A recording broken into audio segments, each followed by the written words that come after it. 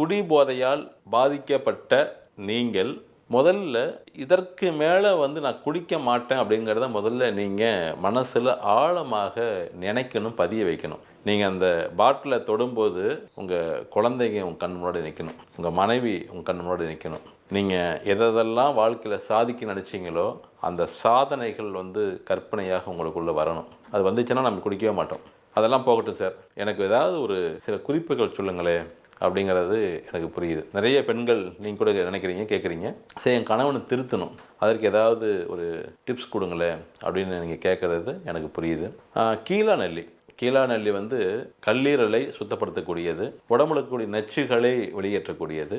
அந்த குடி போதையில் ஏற்பட்ட எல்லா விதமான நச்சுக்களையும் வெளியேற்றக்கூடிய ஒரு அருமருந்து கீழாநெல்லி.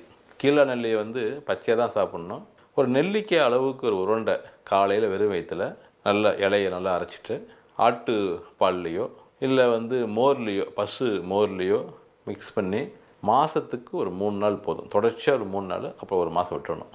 காலைல வெறும் வயிற்றில் கொடுத்துட்டு வந்தீங்க அப்படின்னா கண்டிப்பாக அந்த போதை பழக்கம், அதாவது குடிக்கணுங்கிற எண்ணம் படிப்படியாக குறைஞ்சிரும். அந்த ஏற்கனவே அந்த போதையில் அவங்க அடைந்த அந்த நச்சுக்கள், தீமைகள் வெளியில் முழுமையாக போக ஆரம்பிக்கும்.